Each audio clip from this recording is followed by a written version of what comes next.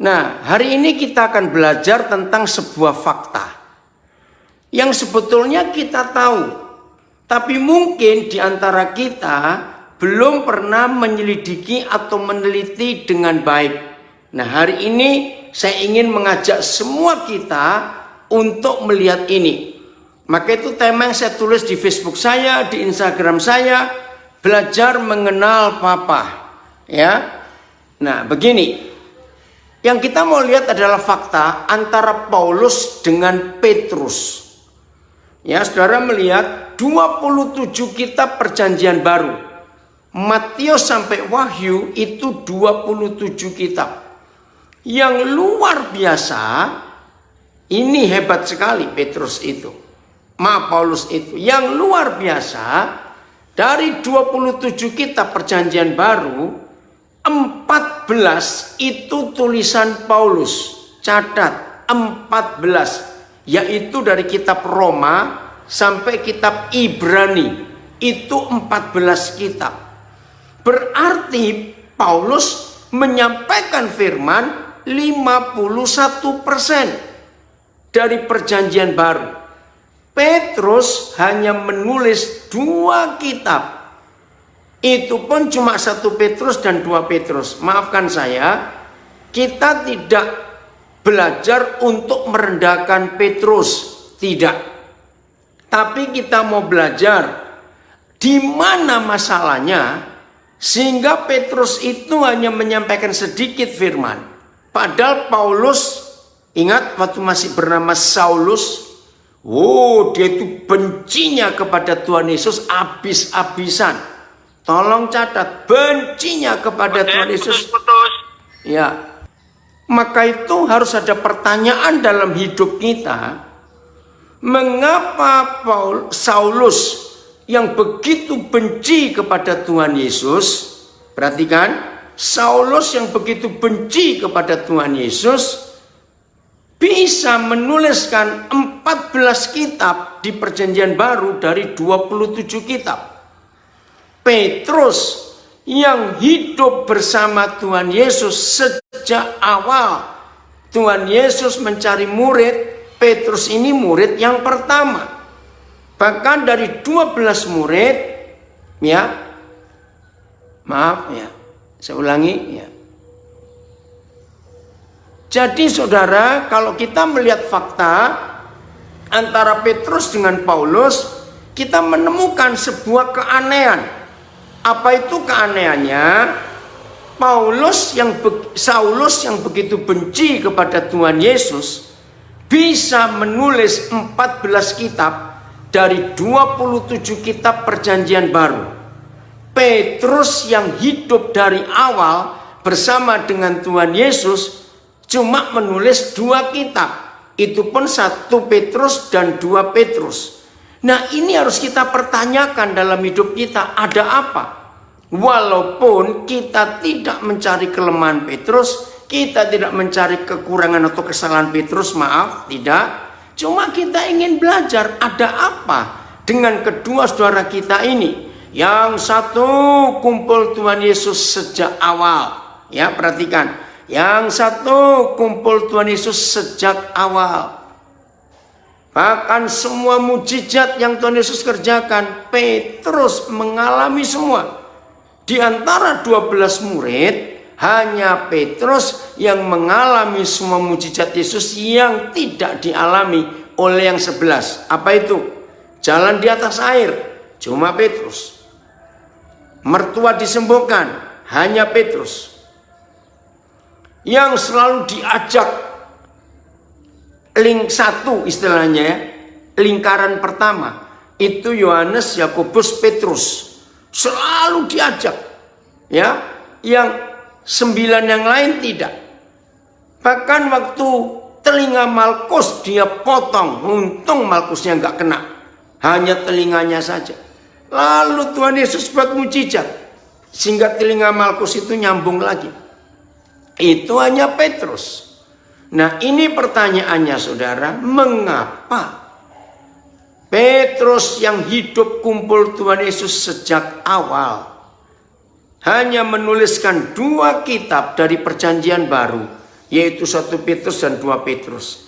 Tapi Paulus yang hidup benci kepada Tuhan Yesus karena dia orang Yahudi asli, ahli Taurat. Dengar ini ya, orang Farisi. Dia bukan imam ya, ahli Taurat, orang Farisi. Bahkan dia penganut Sanhedrin. Di dalam sejarah Yahudi waktu itu, Saulus adalah anggota termuda dari Sanhedrin. Sanhedrin itu MPR-nya yang agama Yahudi. Bayangkan. Tapi ketika hidupnya berubah, dia berjumpa dengan Tuhan Yesus langsung. Drastis perubahan hidup Saulus, lalu merubah nama jadi Paulus. Nah, dari 27 kitab perjanjian baru, Matius sampai Wahyu itu 27 kitab. Paulus menulis 14. Hitung dari kitab Roma, gereja di Roma, sampai kitab Ibrani itu 14. Saya kagum, kok bisa? Bahkan lebih heran lagi saudara, waktu saya coba bongkar apa yang disampaikan Paulus sebagai firman Tuhan. Tolong perhatikan. 90% ya, 90% itu belum pernah diajarkan oleh Tuhan Yesus kepada 12 murid.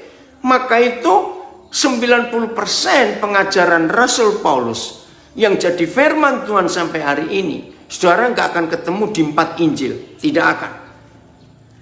Itu buat saya lebih heran lagi. Ini dari mana saudara kita ini bisa sehebat itu dalam mengerti, mengenal Bapa di surga, dan dia nuliskan firman.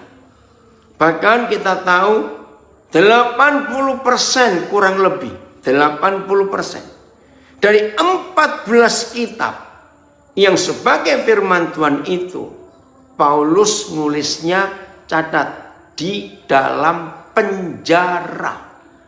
Bukan di restoran dan di hotel. Catat. Bagaimana di dalam penjara dia bisa menemukan firman yang begitu dalam, yang 90% belum Tuhan Yesus ajarkan. Maka itu di masa COVID-19 ini, tidak sedikit kita sedang dipenjara. Baik yang tidak kena COVID maupun yang positif. Isolasi mandiri, lalu ada perintah di rumah saja. Coba saudara mikir, bukankah kita sedang dipenjara?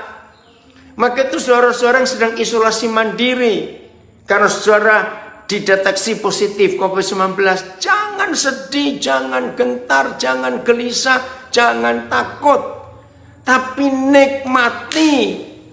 Karena peristiwa ini tidak akan pernah terjadi lagi dalam sepanjang sejarah hidup manusia. Karena kita semua gak pengen ini terjadi lagi. Cukup ini saja. Maka itu ketika ini terjadi, ucapkan syukur. Kalau Paulus di penjara, sudahlah gak usah diskusi. Yang namanya di penjara pasti gak enak, dah gitu saja. Loh, betul tidak saudara? Yang namanya di penjara itu pasti tidak enak. Tapi kok bisa saudara kita ini, Paulus ini menulis firman. Dan terbukti firman itu hidup sampai hari ini. Tolong catat, ini luar biasa. Indah bukan? Nah, yang kita tanyakan sekarang, bukankah kita juga sudah jumpa dengan Tuhan Yesus lewat pengalaman yang berbeda-beda dalam hidup kita? Betul toh? Semua kita sudah berjumpa dengan Tuhan Yesus. Terima kasih anak saya Arif, gembala di Makassar, kontak. Nah, kita ini sudah jumpa dengan Tuhan Yesus. Maaf, mari kita pertanyakan. Mari kita pertanyakan. Seberapa besar perjumpaan kita dengan Tuhan Yesus yang, perhatikan, berdampak ke orang lain kalau mereka berjumpa dengan kita? Ini pertanyaan penting.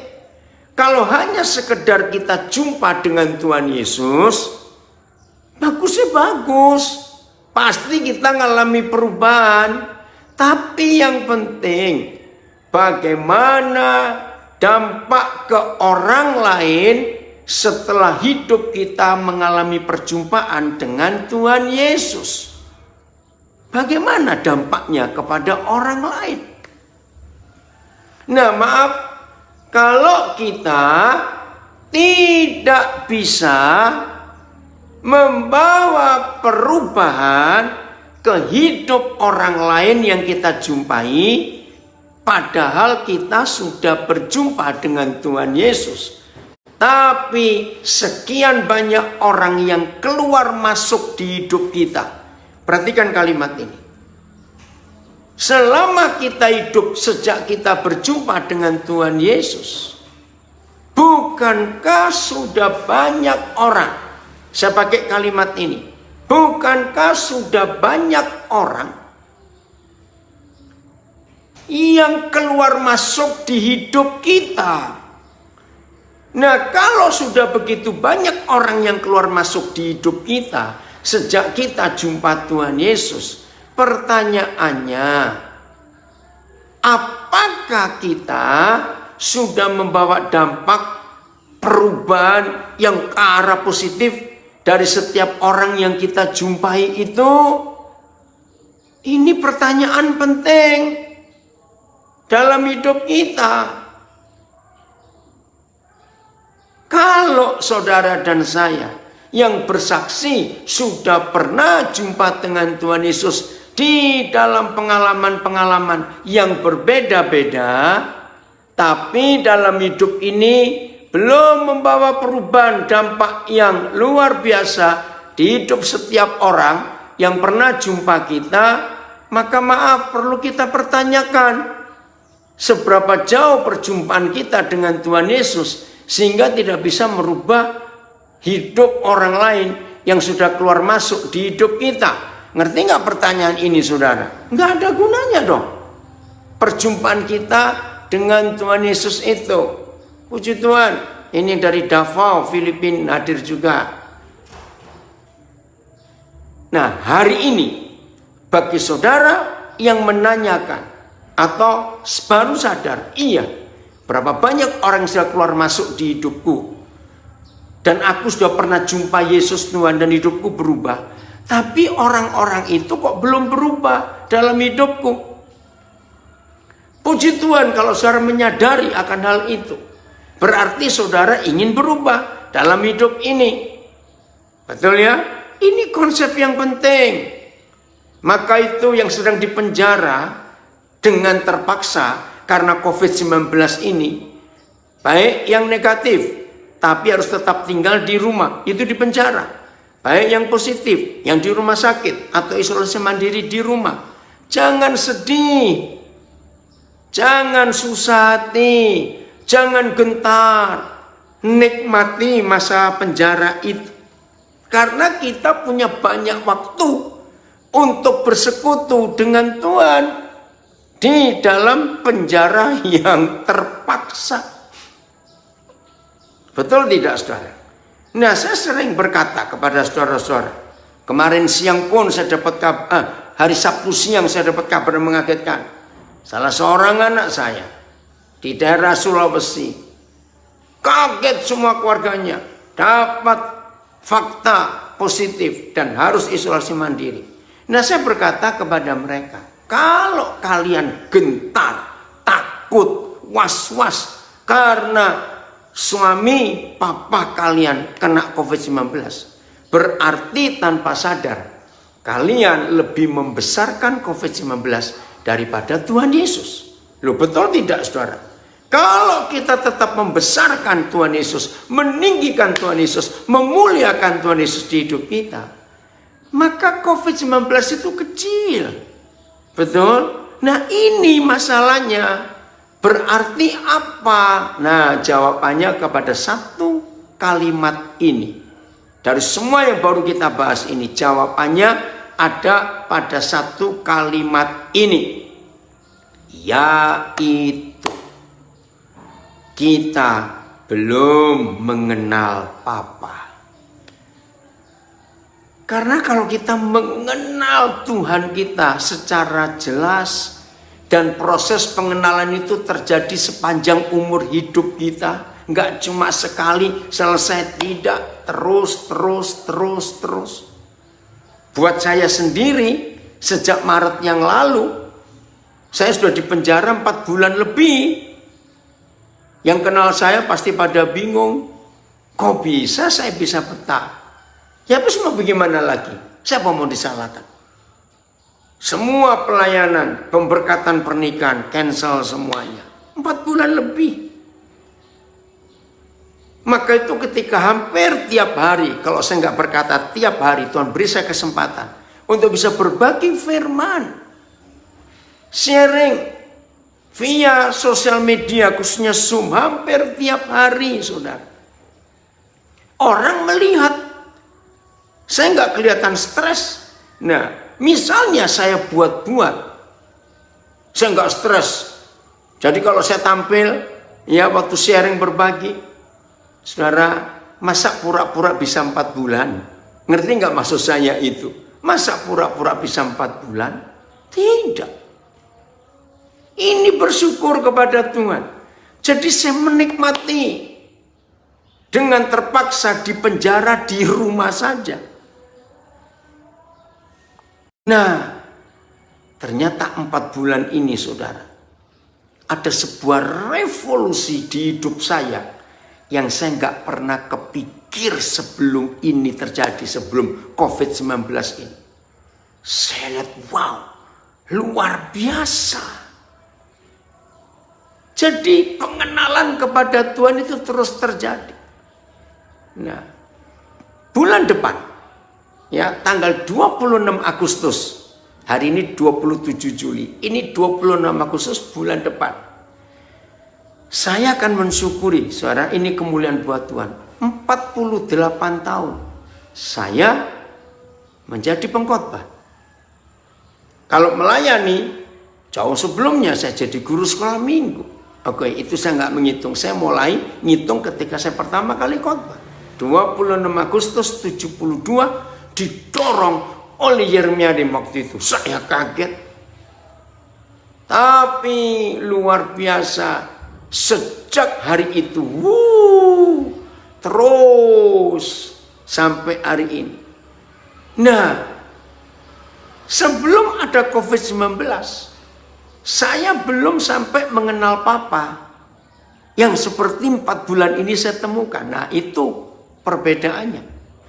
Jadi tambah terus pengenalannya. Mengenal Tuhan kita, mengenal Papa kita itu nggak bisa sekali selesai. Tidak.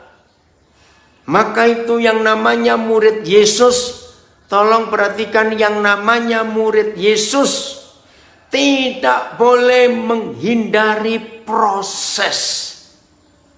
Betul? Yang namanya murid Tuhan Yesus tidak boleh, tidak bisa menghindari proses. Yang namanya murid Yesus harus menikmati proses. Saya percaya semua kita nggak suka mendengar kata proses. Mengapa? Karena sifat dasar manusia maunya instan, mujizat, bertobat murid Yesus. Lihat penderitaan saudara-saudara kita di masa kekejaman pemerintahan Romawi. Apalagi waktu zaman Kaisar Nero. Aduh, saudara, kalau kita melihat sejarah. Hidup dalam keadaan lemes karena nggak makan di penjara, tiba-tiba dilepaskan di sebuah arena yang sekarang masih ada namanya Kolosium di kota Roma. Bayangkan, dalam keadaan lemes karena di penjara, disiksa, nggak dikasih makan, dilepaskan, singa-singa lapar. Aduh, coba saudara renungkan itu. Kenapa Tuhan gak buat mujizat? Pertanyaannya, bukankah Tuhan kita pernah membungkam mulut singa di zaman Daniel? Kenapa dia gak bungkam membungkam, mulut singa yang mencabik-cabik mereka hidup-hidup. Aduh, saudara nggak bisa bayangkan. Perempuan, anak-anak, orang tua, laki-laki. Nggak ada mujizat. Mereka yang dibakar hidup-hidup dengan disalib. Bahkan sampai zaman pemerintahan Katolik mengejar pengikut Luther. Mereka dibakar hidup-hidup. Waduh, saudara. Bukankah Tuhan sanggup ketika api dinyalakan langsung dari surga matikan api itu? Bisa bukan? Nah, inilah satu hal saja yang harus terjadi di hidup kita sebagai murid-murid Tuhan Yesus, sebagai rekan-rekan sekerja Tuhan. Proses itu harus kita alami, kita nikmati. Bahkan proses itu harus kita kangeni. Tahu kata kangeni? Oh, lucu sekali. Artinya setelah 2 minggu nggak ada proses, cari di mana proses itu. Karena ini membentuk kita. Nah, sampai pada hari Petrus menyerahkan nyawanya karena Injil. Ya, ini nggak ada di Alkitab, tapi ada dalam sejarah gereja. Ya, sampai hari terakhir Petrus hidup masih ditemukan bukti sejarah. Di Alkitab nggak ada ya. Ketika Nero sedang ganas-ganasnya menangkapi murid-murid Yesus, nggak tahu ide apa. Ini bukan persoalan kita untuk kita bahas ya. Tapi sejarah mencatat Petrus melarikan diri keluar dari Roma, kota Roma. Masih ingat sejarah menulis? Maka ketika dia keluar dari Roma, melarikan diri dari kekejaman Nero, ya, maka tertulis Tuhan Yesus menemui dia di perjalanan itu. Maka itu dalam bahasa Latin ada tulisan Quo vadis Domini. Quo vadis Domini. Tuhan, jadi Tuhan Yesus tanya kepada Petrus, Domini, masih ingat ya? Sampai tahun 80-an, pendeta-pendeta GKI ya di Indonesia, khususnya di Pulau Jawa, manggilnya bukan Pak Pendeta, tapi Do. Dulu saya nggak ngerti kenapa kok dipanggil Do. Itu singkatan dari Domini. Dalam bahasa Belanda, semua pendeta Protestan, Reformer dipanggil Domine. Do singkatannya. Nah, itu dipakai sampai tahun 80-an. Ya, masih ada, saya masih dengar sampai tahun 80-an itu. Saudara, maka di sini kita belajar. Ketika Petrus mau melarikan diri, Tuhan Yesus nemui dia di perjalanan. Tuanku, engkau mau kemana? Kaget Petrus. Dalam perjumpaan itu Tuhan Yesus nggak ngomong banyak-banyak. Quo vadis Domini. Tuhan mau kemana? Petrus nggak menjawab. Langsung dia balik. Terima kasih GPDI Ventura menulis koden. Boleh ya kita buat dialog online bareng, temanya kangen proses. Oke, siap. Akhirnya Petrus balik ke Roma. Ya pasti ditangkap.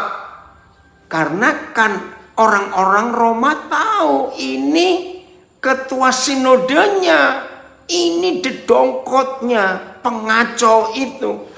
Karena Tuhan Yesus dicap gara-gara imam-imam, ahli Taurat, orang Farisi. Tuhan Yesus itu distempel, ini makar, pemimpin makar. Tahu kata makar ya? Dalam istilah politik, pemberontak pemerintah yang sah. Nah, jadi Tuhan Yesus dicap seperti itu oleh pemerintahan Roma.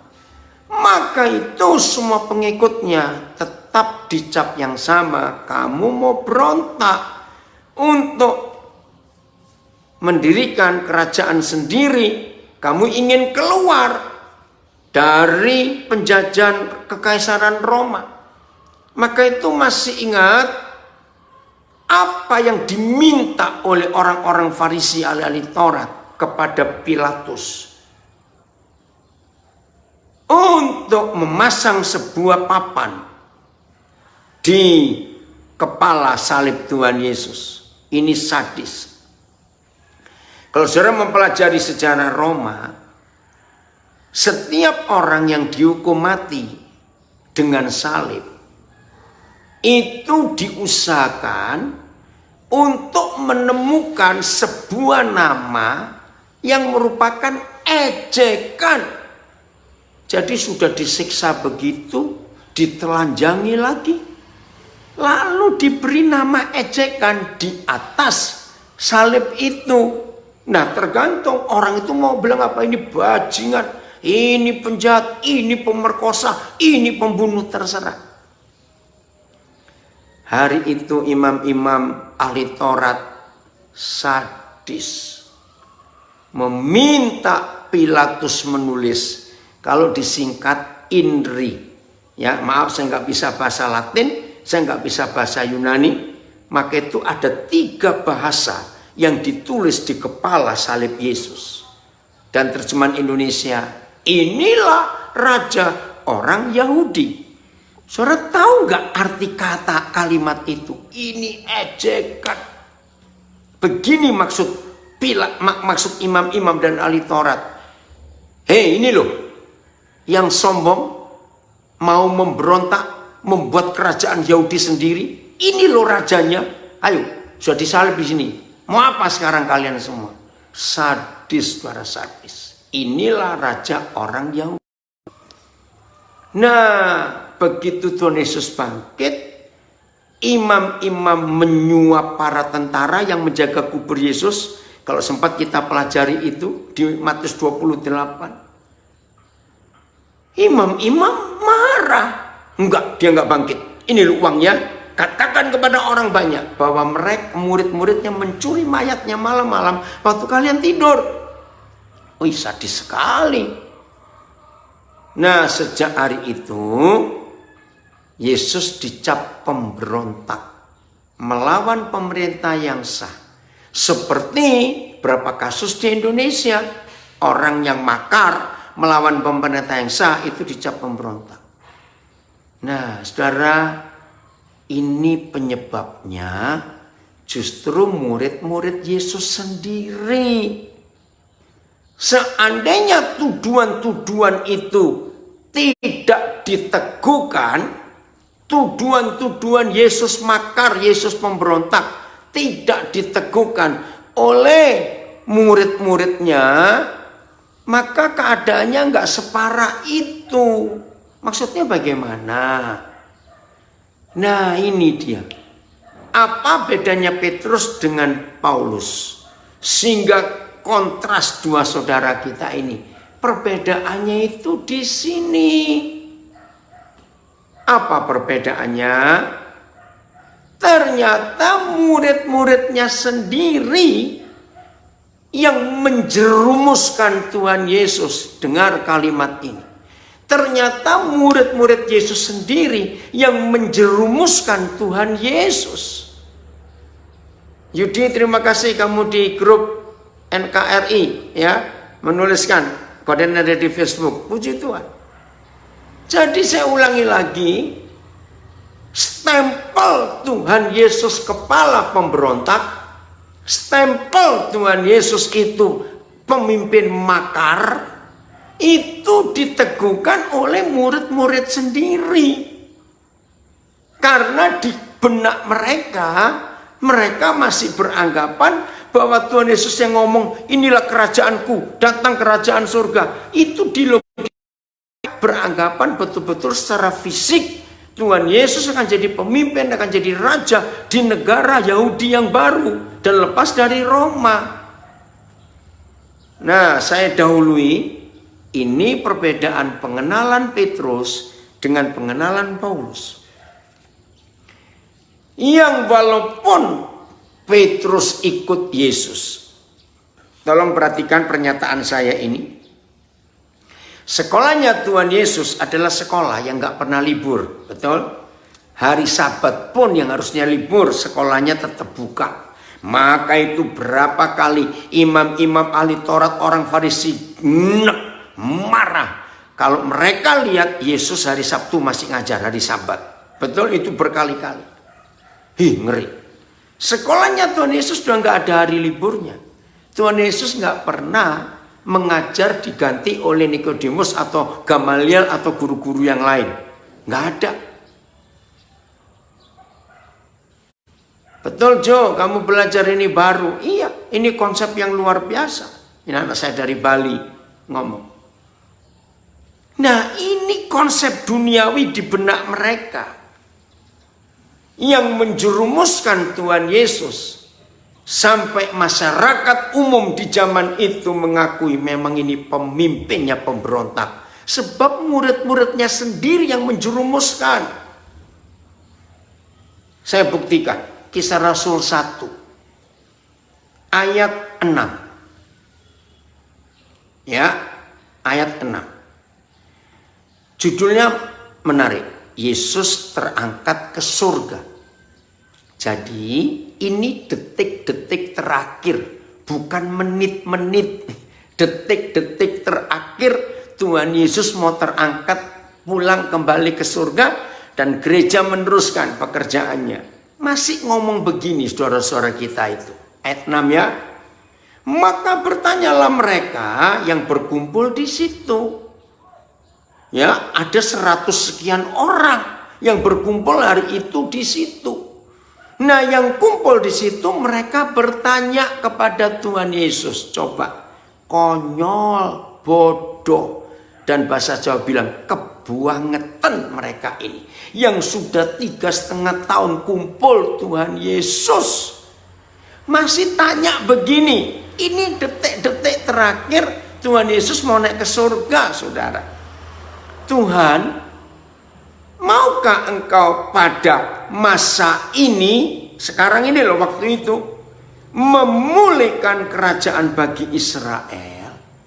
Wih saudara, kalau Yesus model saya berkata gini, Bapak, izinkan aku tambah 3 hari lagi berangkat ke surganya.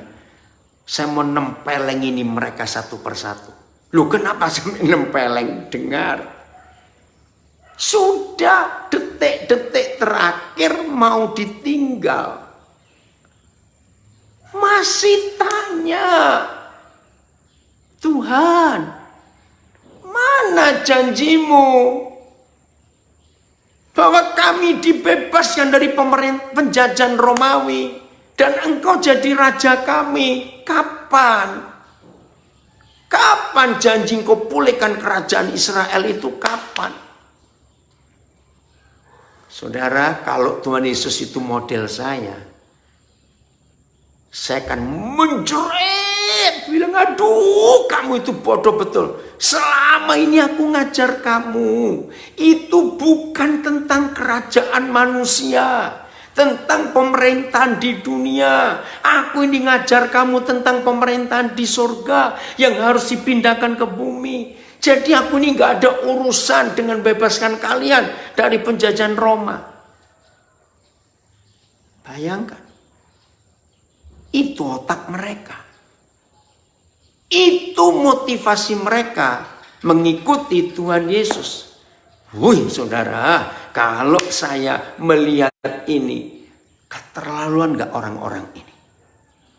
Yang diajar langsung oleh Tuhan Yesus.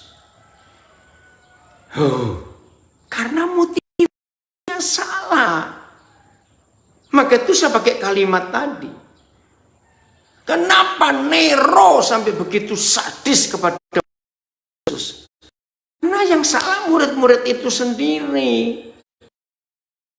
Yang menjerumuskan Tuhan Yesus. Seolah-olah Tuhan Yesus itu makar, pemberontak. Yang memimpin pemberontak-pemberontak itu untuk bentuk negara baru. Oh saudara, luar biasa. Mesiang ada tulisan, ada loh orang Kristen zaman sekarang yang berpuluh tahun duduk di gereja di baris terdepan lagi.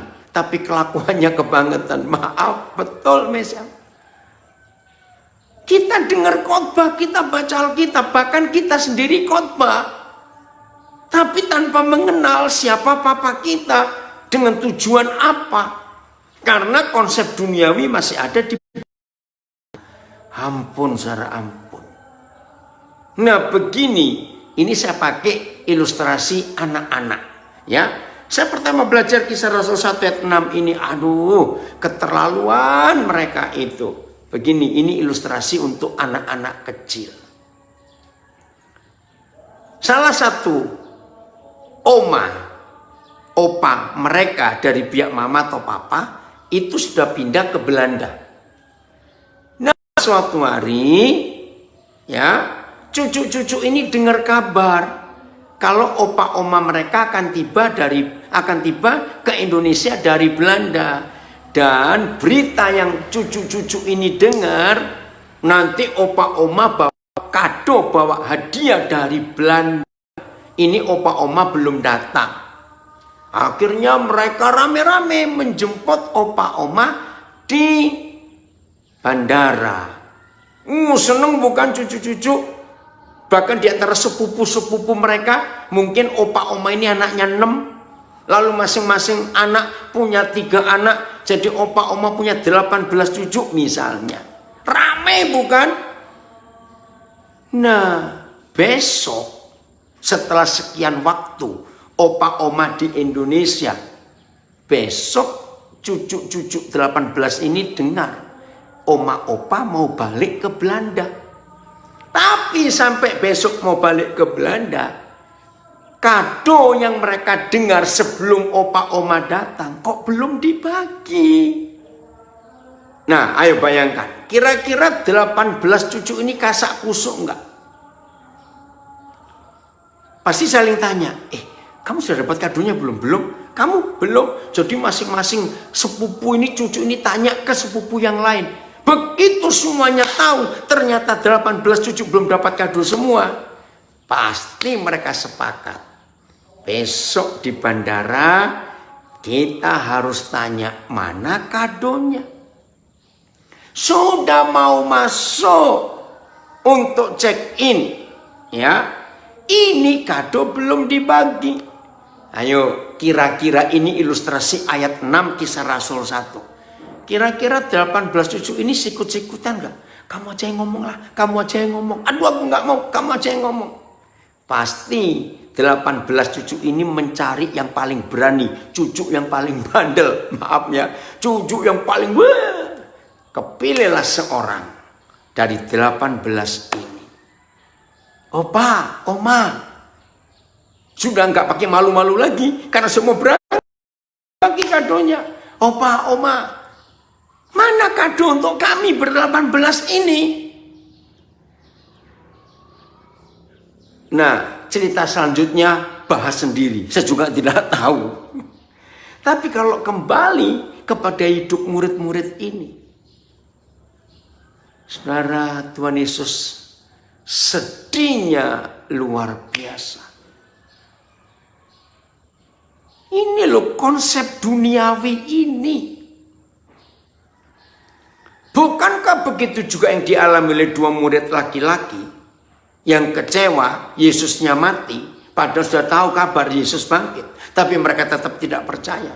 Lalu mereka pulang ke kampung Emmaus, Lukas 24. Itu kan sama. Mereka berpikir Tuhan Yesus itu akan mendirikan kerajaan bagi Israel lepas dari penjajahan Roma. Ingat, mereka lah yang menjerumuskan Tuhan Yesus sampai dapat stempel ini pimpinan pemberontak. Kasihan Tuhan. Begitu pula kita para pendeta, para pengkhotbah yang khotbahnya ngawur, hanya berkat sukses. Itu teologi kemakmuran, Injil kemakmuran, bertobat saudara. Itu yang merusak iman Kristen. Dikira Tuhan Yesus hanya sibuk dengan urusan-urusan bendawi dan duniawi saja. Tidak. Ngerti? Nah, masih ingat Markus 10? Ada kisah yang luar biasa di Markus 10. Puji Tuhan, salah seorang anak kami, namanya Hari Nenobais, dia sudah doktor dari Universitas Indonesia. Disertasi doktornya itu tentang pelayanan Tuhan Yesus yang dia lihat dan nikmati dan alami waktu dia masih jadi guru dosen di Nabire. Dari S1 selesai sampai S2. Nah, setelah S2 dia dapat kesempatan S3. Dia nulis semua dalam sebuah teori servant leadership. Bukunya sudah ada. Saudara bisa ternyata ada di Shopee, ada di toko-toko buku, atau langsung hubungi anak saya, penulisnya. Ya, nanti saya beri nomor teleponnya kalau saudara mau tanya.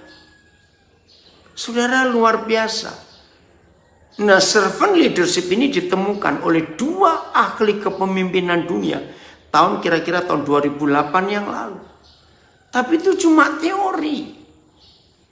Nah, di Indonesia baru Dr. Hari Nenobais yang menuliskan fakta daripada teorinya. Dan luar biasa, itu tentang pelayanan kami di Nabire. Nah, salah satu yang dibahas, saudara, yang saya mau sharing itu Markus 10. Bayangkan suatu hari out of nowhere, istilahnya nggak ada hujan, nggak ada angin, nggak ada babi bu, tiba-tiba Yohanes dan Yakobus tulis di Markus 10. Tiba-tiba nggak ada hujan, nggak ada angin, Yohanes dan Yakobus datangi Tuhan Yesus. Guru, ini loh pikiran duniawi mereka. Maukah nanti apabila engkau sudah mendirikan kerajaan bagi Israel, dudukkan kami kakak beradik ini, satu di sebelah kananmu, satu sebelah kirimu. Karena pikiran mereka, kalau Yesus jadi raja, memerdekakan Israel dari penjajahan Roma, biarlah mereka ini jadi wakil atau menteri atau apa. Kakak beradik ini. Yang 10, kan muridnya 12 waktu itu. Yang 10 dengar itu, marah mereka. Loh, kenapa? Sebab tangannya Tuhan Yesus kan cuma 2. Nah, kalau Tuhan Yesus hanya milih yang kakak beradik ini, 2 di kiri kanannya, lalu yang 10 taruh kaki. Ngerti nggak maksud ini, saudara? Di situ Tuhan Yesus berkata, hei kamu, kalau kamu ingin menjadi pemimpin, jadilah pelayan.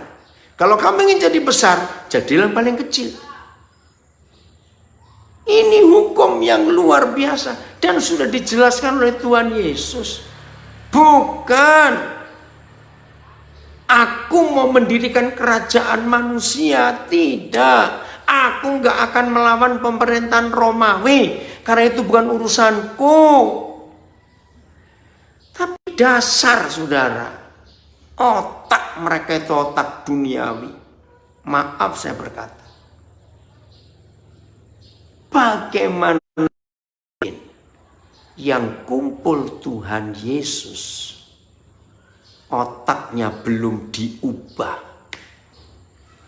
Maka itu hanya Paulus yang menulis di Roma 12. Tahu tulisannya? Berubahlah oleh pembaruan akal budimu. Mindset. Ingat, 15 tahun terakhir ada sebuah teori manajemen yang saya sangat suka, yaitu out of the box.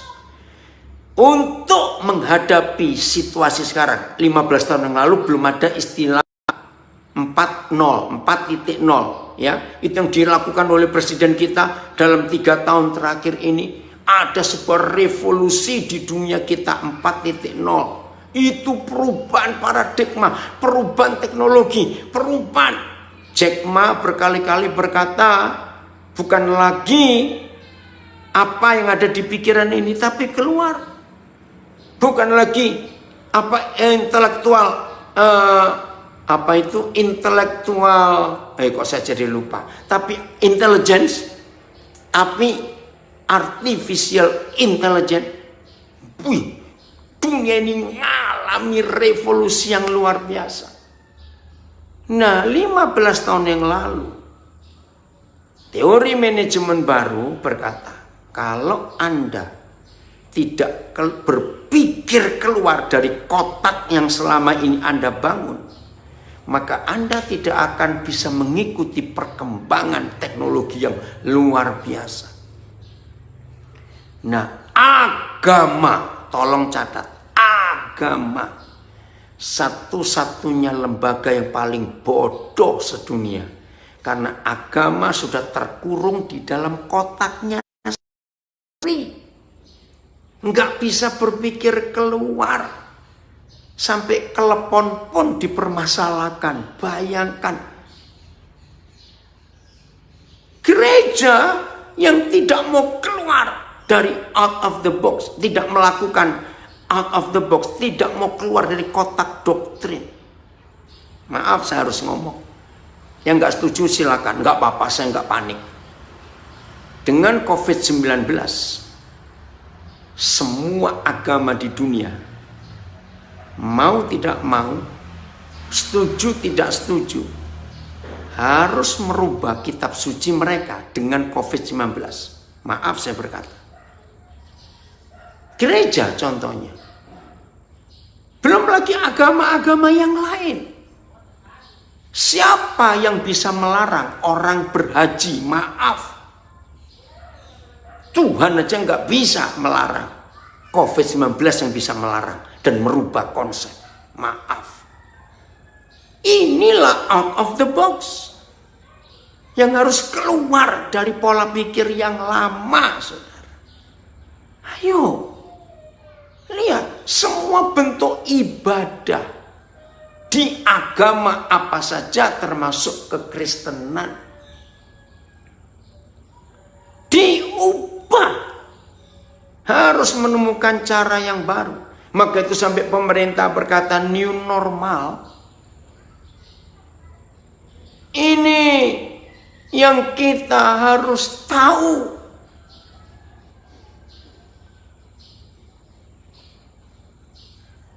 Jadi pikiran Petrus masih terkotak dengan agama Yahudi.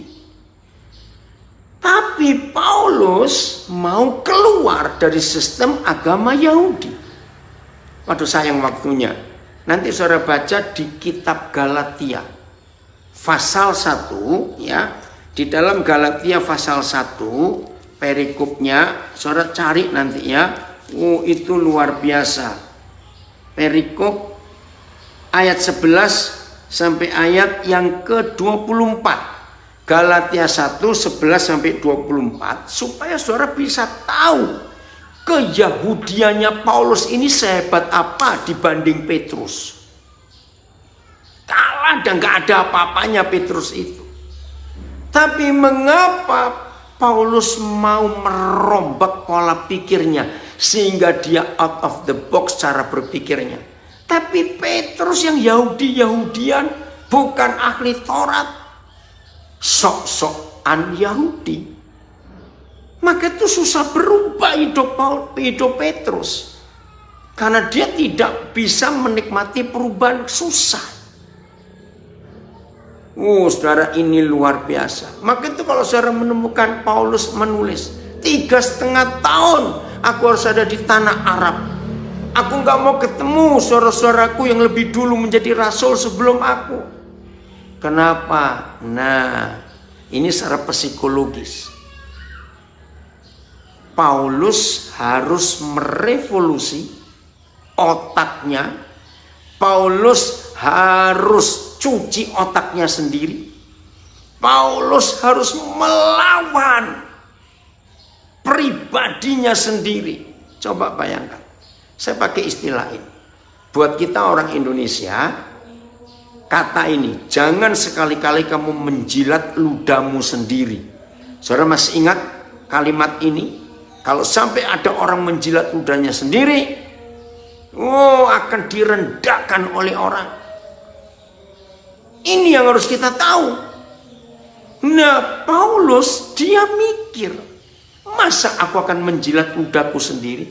orang yang kubenci habis-habisan, sekarang aku harus layani. Itu perang di benaknya ini, perang di otak Paulus ini. Maka itu 3,5 tahun dia cuci otak di tanah Arab, tidak mau ketemu saudara-saudara yang menjadi rasul sebelum dia, karena dia nggak mau terkontaminasi, dia nggak mau diracuni. Dia ingin Tuhan sendiri yang mencuci otaknya. Itu seru bener, saudara. Ini luar biasa. Ini ada yang nulis lagi di Facebook. Thanks, Koden. This is breaking news for us. Puji Tuhan. Maka itu kalau saudara dan saya tidak mau keluar dari kotak doktrin gereja kita, kalau kita nggak mau lepaskan diri dari konsep hidup ini, mau apa kita ini, saudara? Mau apa? Ayo, saudara. Hari ini kita mengambil keputusan. Jadilah Paulus, jangan Petrus. Jujur, periksa hal-hal duniawi apa yang masih nyantol di pikiran kita. Maaf, viral bukan? Ya, terakhir ini sebulan lebih terakhir sudah nggak ada karena pada malu. Tapi sampai bulan Juni yang lalu masih viral nggak di sosial media? Pendeta-pendeta di gereja-gereja besar tanpa malu.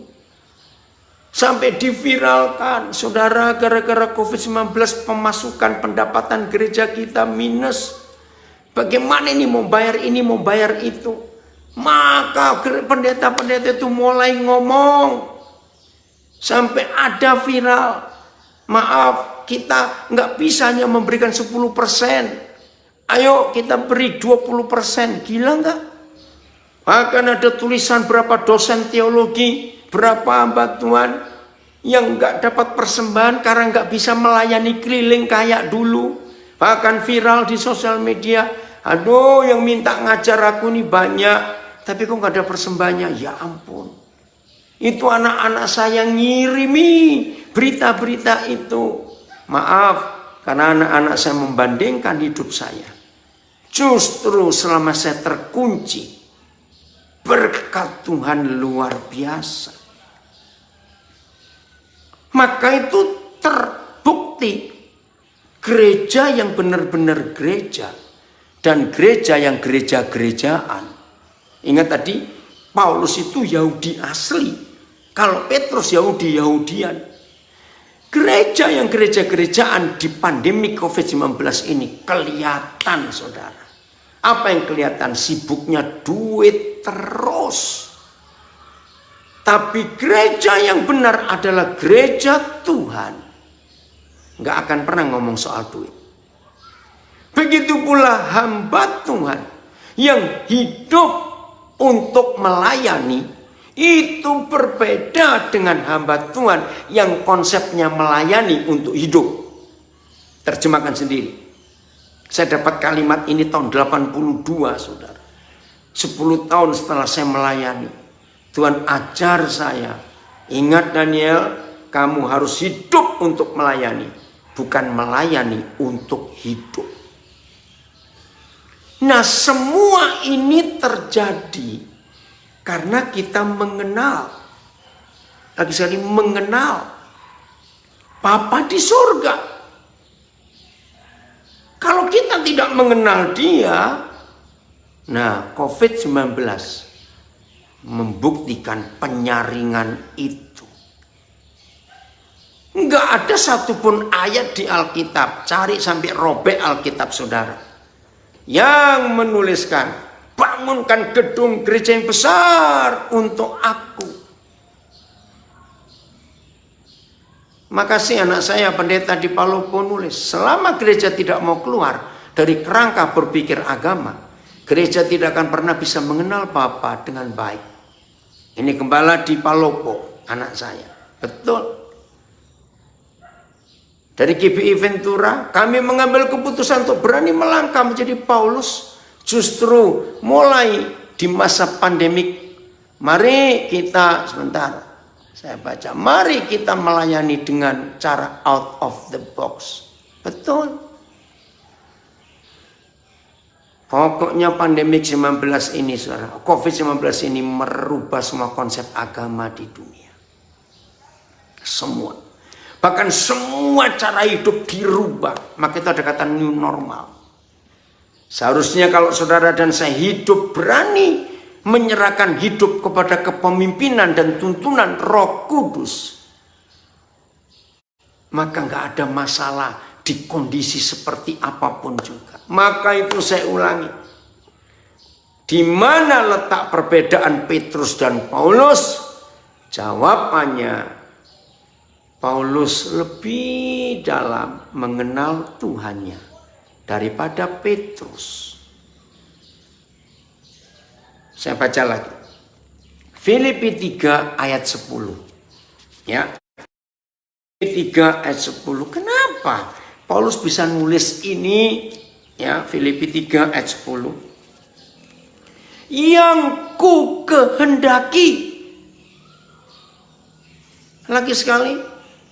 Ini ada satu lagi masuk dari Eli. Melalui COVID-19 ini kelihatan mana gereja yang sungguh-sungguh dan mana gereja yang tidak sungguh-sungguh melayani Tuhan. Begitu juga, begitu juga pribadi, lepas pribadi banyak yang diuji imannya. Bersyukurlah ketika kita masih hidup di dalam Tuhan. Puji Tuhan. Filipi 3:10. Semua kita harus punya konsep ini, ya. Yang ku kehendaki ialah mengenal Dia dan kuasa kebangkitannya dan persekutuan dalam penderitaannya, di mana aku menjadi serupa dengan Dia dalam kematiannya. Ayat 11, supaya aku akhirnya beroleh kebangkitan dari antara orang mati. Saudara perhatikan, yang ku kehendaki bukan bisa khotbah di mana-mana. Yang ku kehendaki bisa buat mujizat di mana-mana. Yang ku kehendaki bukan bisa membangkitkan orang mati. Tidak. Yang ku kehendaki bukan mengusir setan. Yang ku kehendaki ialah mengenal Dia. Mengenal kuasa kebangkitannya. Mengenal persekutuan dalam penderitaannya. Di mana aku menjadi serupa dengan Dia dalam kematiannya. Maka kalau mulai hari ini saudara dan saya mau hidup seperti konsep Paulus ini, semua kita akan rame-rame bisa mengenal Bapa kita yang sungguh-sungguh hidup di dalam kebenaran, dan semua orang akan tahu siapa Yesus Tuhan yang sesungguhnya buat kita. Jadi konsep pengenalan ini mutlak. Maaf, saya harus akhiri yang IG dulu ya. Bentar.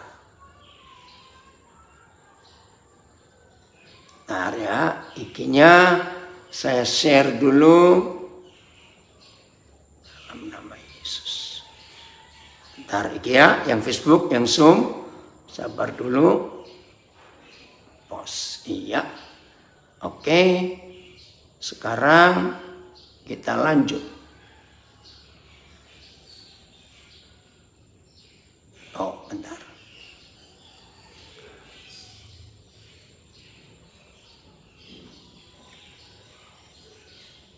Sabar ya.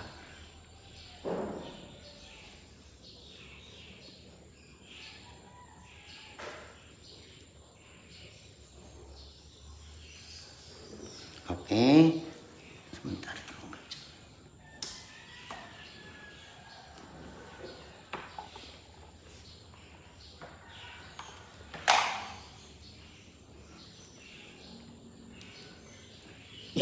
Udah ya, lanjut.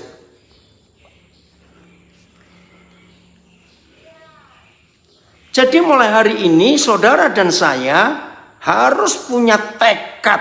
Saya ulangi. Mulai hari ini saudara dan saya harus punya tekad. Bukan nambahi doa puasa kita. Yang tadinya sebulan kita bisa puasa seminggu. Jangan tambahi puasa 10 hari sebulan. Enggak. Yang tadinya kalau doa sehari bisa 3 jam. Mulai bulan depan Agustus aku mau doa 4 jam atau 6 jam. Tidak. Yang kita mau tambahi hari-hari ini adalah kita mengenal Dia. Berusaha betul-betul untuk mengenal Tuhan kita. dengan serius. Nah, ini yang diperjuangkan oleh Paulus. Maka itu berapa kali dia cerita, dulu sebuah keuntungan. Kalau aku ini orang Yahudi, aku ini ahli Taurat, aku ini orang Farisi, aku punya otoritas begini, punya otoritas begitu. Tapi sejak aku jumpa Yesus, aku menganggap semua yang dulu hebat dan kubanggakan itu adalah sampah. Saudara perhatikan, saya baca lagi nih komentar anak saya dari Malang. Kasihan gereja tidak mau berubah setelah pandemi COVID-19 ini. Mereka kehilangan suara Tuhan, belum bisa mendengar Bapa Yahweh dengan baik. Sedih kalau ada gereja seperti itu. Jadi saudara-saudara dikasihi Tuhan, tidak ada hal yang lebih penting, lebih daripada ibadah kita, lebih daripada semua yang kita buat dalam hidup ini, yaitu mengenal Dia. Mengenal. Ini yang Tuhan rindukan atas kita, lebih lain-lain.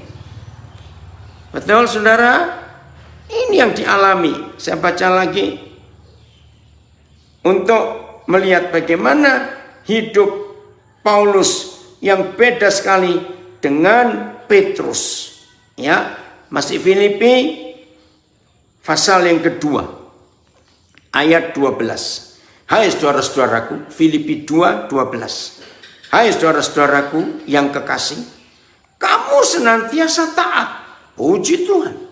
Senantiasa taat. Harus. Bukan senantiasa suka doa puasa. Bukan senantiasa hafal Alkitab. Bukan senantiasa rajin memberi persembahan. Bukan senantiasa suka berdoa 7 jam sehari. Tidak. Senantiasa taat. Karena itu tetaplah kerjakan keselamatanmu dengan takut dan gentar. Seperti waktu aku masih hadir. Tetapi terlebih pula sekarang waktu aku tidak hadir. Ini konsepnya. Saya baca lagi nih komentar lewat Facebook. Ya, penting. Memang kalau nggak mengenal Papa dengan sungguh gampang mengeluh, menyalahkan keadaan, sulit mendapat solusi di masa-masa. Haleluya. Mengenal Tuhan Papa yang sungguh-sungguh utama. Makasih firman Tuhan hari ini. Puji Tuhan. Maka itu saudara, tidak ada pilihan kecuali kita senantiasa taat. Yaitu untuk mengerjakan keselamatan kita dengan takut dan gentar. Dengan sungguh-sungguh serius melakukan apa yang Tuhan percayakan kepada kita. Satu ayat lagi. Ya, untuk kita makin sungguh-sungguh. 1 Timotius 6 ayat yang ke-11. 1 Timotius 6 ayat yang ke-11. Tetapi engkau, ini unik, ayat ini paling unik di antara semua surat-surat Paulus. Saya paling kagum melihat ayat ini karena unik. Tetapi engkau, hai manusia Tuhan. Keren bukan? Pernah dengar di dalam mitos Jawa, ya, ada manusia harimau. Betul? Mitos Amerika ada manusia serigala. Ternyata hampir semua suku bangsa punya mitos. Manusia harimau, manusia serigala, manusia kelelawar. Itulah Batman, maaf. Ada manusia ini, manusia itu, terserahlah. Tapi saudara dan saya diminta. Lagi sekali. Saudara dan saya diminta untuk menjadi manusia Tuhan. Wih, keren. Kalau kita bisa jadi manusia Tuhan itu keren. Betul? Ini yang luar biasa. Ada yang ngomong, di masa COVID-19 ini seakan-akan gereja kehilangan gemanya, gaungnya. Betul. Karena selama ini gereja gaungnya hanya kebaktian rame-rame di gedung, pakai LED, lampunya kelap-kelip, wah semuanya. Setiap kali lagi sedang pujian, lampunya diredupkan supaya gelap-gelap, saya nggak ngerti kenapa. Sekarang Berapa gereja besar seperti perusahaan merumahkan full timernya. Habis nggak ada kerjaan, nggak ada pemain musik, nggak perlu pemain musik, nggak perlu WL singer yang pakaiannya mahal-mahal itu, maaf. Sekarang, maka itu gereja harus punya gema tetap, walaupun nggak boleh ada ibadah, nggak bisa ada ibadah, karena hidup kita, roh Injil harus ada di dalam kita. Saya baca 1 Timotius 6:12, tetapi engkau hai manusia Tuhan. Jadi Tuhan minta saudara dan saya di akhir pelajaran ini, yaitu jadilah manusia Tuhan. Jangan manusia serigala, jangan manusia harimau, jangan manusia kelelawar, jangan manusia duit. Harus manusia Tuhan. Yang dari ujung kepala kita, pikiran kita, otak kita, mindset kita, sampai cara kita mendengar, sampai cara kita melihat sesuatu, sampai cara kita berkata sesuatu, sampai kita berperasa sesuatu, sampai kita memakan sesuatu, semuanya. Kalau kita ini manusia Tuhan, berarti semua harus dengan cara Bapa kita di surga. Cara berpikir, cara melihat, cara mendengar, cara berkata, cara merasa, cara bertindak, cara mengambil keputusan, semuanya harus dengan cara Bapa kita di surga. Dan itu kelihatan dari hidup kita di masa-masa seperti ini. Kesulitan hidup luar biasa dan mengerikan. Betul saudara? Maka itu ayo mulai hari ini kita merubah konsep hidup kita, mengenal Bapa lebih daripada apapun juga. Nah, akhirnya cuma ada satu cara mengenal. Bergaulah dengan Dia, bukan banyak berdoa. Salah. Orang berdoa belum tentu bergaul. Loh, kok bisa? Bergaul itu tidak hanya jam-jam tertentu. Semua kita pasti pernah punya teman bergaul waktu kita masih remaja, waktu masih muda. Mau jam berapa saja oke. Jadi banyak berdoa belum tentu bergaul. Karena seringkali kita banyak berdoa, kita yang ngomong sendiri lebih banyak daripada Tuhan yang bicara kepada kita. Kalau bergaul itu dua arah. Terima kasih Ted. Yes, true. Puji Tuhan.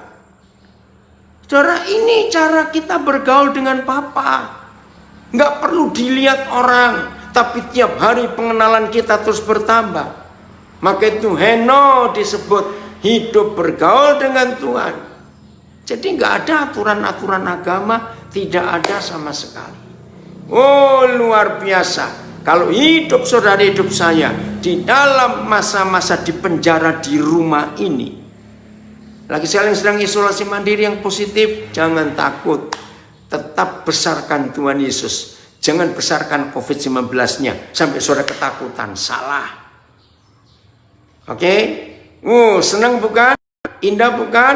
Kalau kita bisa hidup mengenal Bapa kita di dalam segala kondisi.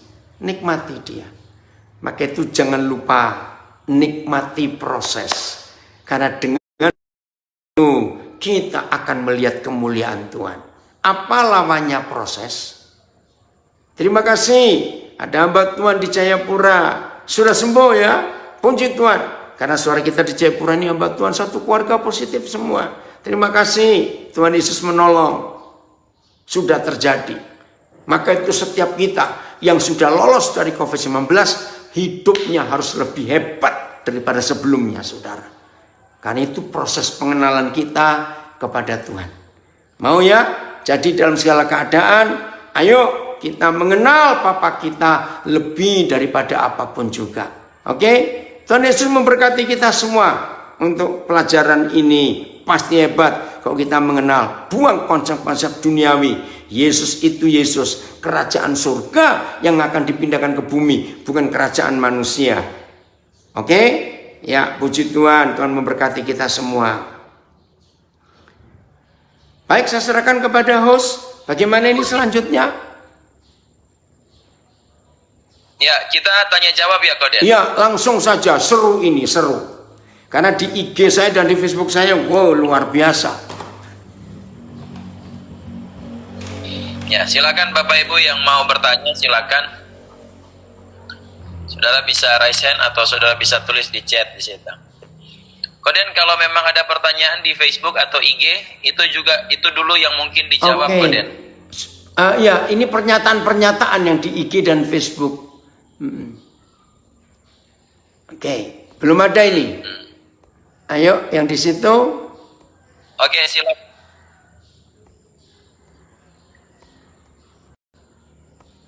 Ada? Ya, kalau belum ada, saya coba Siap. dulu, Koden, ya. Ya, yuk mulai. Sambil kita nunggu teman-teman yang lain. Oke. Nah, tadi kan Koden bilang bahwa Paulus lebih banyak menulis kitab daripada Petrus. Betul karena, sekali. Pengenalan Paulus dengan Petrus itu berbeda. Artinya Paulus lebih mengenal Bapa daripada Petrus karena memang terikat dengan keyahudiannya Petrus, sementara Paulus keluar dari keyahudiannya. Nah, pertanyaannya, apakah itu tidak ada kaitan juga dengan tingkat pendidikan, Koden? Karena itu kan seorang nelayan, sedangkan Paulus itu seorang Sanhedrin yang orang pinter, ya. Itu yang pertama. Yang kedua, apakah tidak ada kaitannya dengan panggilan atau karunia? Masalahnya ada orang yang memang biasa nulis buku, ada yang tidak nulis buku. Nah itu, Koden. Ya. Itu yang pertama dulu, silakan. Oke, saya akan jawab. 1 Korintus 1, ya saya nggak usah baca karena ini ayat terkenal. Di dalam 1 Korintus 1, saudara. Oke, maaf saya lupa ini mana tadi. Oke, ini pertanyaan bagus sekali. Apakah perbedaan Paulus dengan Petrus bukan karena tingkat pendidikannya? Karena Paulus lebih terdidik, dia Sanhedrin. Petrus kan cuma nelayan. Lalu yang kedua pertanyaannya, apakah itu karunia Tuhan? Sehingga seseorang bisa lebih hebat dipakai Tuhan, dan sepertinya yang satu itu kurang hebat dipakai Tuhan. Nah, saya akan jawab. 1 Korintus 1 ada ayat yang terkenal, dan itu yang Paulus tulis. Yang bodoh bagi dunia, justru itu yang dipilih oleh Tuhan untuk mempermalukan orang yang merasa pinter. Masih ingat gak ayat itu? Ya. Jadi, ya, ingat ya Ben. Jadi bukan karena Paulus lebih pinter karena dia Sanhedrin, ahli Taurat dibanding Petrus, tidak. Jangan membuat Tuhan kita sepertinya hanya cenderung berpihak kepada orang-orang pinter saja. Kasihan dong yang bodoh. Oke? Nah, ini ayat jawabannya ke yang pertanyaan kedua tadi. Apakah bukan karunia Tuhan memakai seseorang begini dan begitu? Tidak. Ayo kita baca 2 Timotius 2. Bahwa pemakaian Tuhan pada seseorang tidak tergantung Tuhan 100%, tapi 90%-nya tergantung kita. Ayat ini yang saya dapatkan 2 Timotius 2 mulai ayat 20 sampai ayat 22. Dalam rumah 2 Timotius 2 20 sampai 22. Dalam rumah yang besar. Ini Paulus membandingkan kerajaan surga. Dalam rumah yang besar bukan hanya terdapat perabot dari emas dan perak, melainkan juga dari kayu dan tanah. Yang pertama dipakai untuk maksud yang mulia. Yang terakhir yaitu tanah dan kayu dipakai juga untuk maksud yang kurang mulia. Saudara, di rumah presiden pun, apalagi presiden kita ini orang Jawa, pasti ada cobek dari tanah dan batu, pasti ada ulek-ulek dari kayu. Betul? Karena presiden kita orang Jawa. Nah, begitu pula dalam rumah Tuhan, dalam pelayanan. Tuhan memakai setiap alatnya. Saudara, perhatikan ayat 21. Perhatikan. Inilah yang saya menemukan kebenaran, bahwa 90% itu tergantung kita. 10%-nya baru tergantung Tuhan. Nah, terserah saudara menemukan persennya mau diganti berapa, terserah. Pokoknya begini, ayat 21-nya 2 Timotius 2. Jika seorang menyucikan dirinya dari hal-hal yang jahat,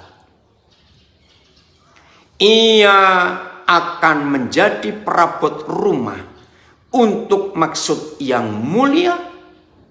Ia dikuduskan, dipandang layak untuk dipakai tuannya, dan terima kasih, disediakan untuk setiap pekerjaan yang mulia. Nah, indahnya Paulus menulis ini indah. Dia tidak menuliskan lalu yang dari tanah dan kayu bagaimana? Jawabannya, ya terserah kita dong setelah mendengar ini. Nah, kita milih mau tetap dikuduskan, hidup benar di hadapan Dia, tapi kita juga bisa milih hidup biasa-biasa saja. Nggak usah repot-repot, yang penting rajin ibadah, rajin berdoa, rajin baca Alkitab, melayani. Tapi yang lain-lain nggak diperhatikan. Ya sudah, maka orang seperti itu tetap dipakai oleh Tuhan, tapi untuk maksud yang kurang mulia. Ayat 22. Sebab itu, jauhilah nafsu orang muda. Jadi kalimat ini untuk semua umur. Maksudnya yang masih muda, jaga dirimu. Yang sudah tua, ya taulah diri. Jangan punya keinginan seperti orang muda. Itu maksudnya. Saya ulangi 2 Timotius 2 ayat 22. Sebab itu jauhilah nafsu orang muda. Kejarlah keadilan. Kejarlah kesetiaan. Kejarlah kasih dan damai. Bersama-sama dengan mereka yang berseru kepada Yahweh. Dengan hati yang murni. Saya tambahkan ayat 23. Bagaimana cara kita menguduskan diri supaya kita dipakai oleh Tuhan kita untuk maksud yang mulia? Di samping jauhi keinginan orang muda, nafsu orang muda, ayat 23, hindarilah soal-soal yang dicari-cari, yang bodoh dan tidak layak. Engkau tahu bahwa soal-soal itu menimbulkan pertengkaran. Sedangkan seorang hamba Tuhan tidak boleh bertengkar, tetapi harus ramah terhadap semua orang. Ia harus cakap, mengajar, dan seterusnya. Saudara baca sendiri. Jadi jelas Tuhan memakai kita bukan karena kita dapat karunia. Itu karena kita memutuskan untuk hidup kudus, hidup benar di hadapan Dia. Sehingga Tuhan bisa memakai kita untuk maksud yang mulia. Jelas nggak Ben setelah dengar ayat ini? Ya. Ya. Jadi nggak ada karunia Ya, dipakai. Ya. Berarti gimana? Ya, berarti itu juga ada peranan kita ya, maksudnya punya inisiatif, merespon dan seterusnya gitu ya, Koden. Betul sekali.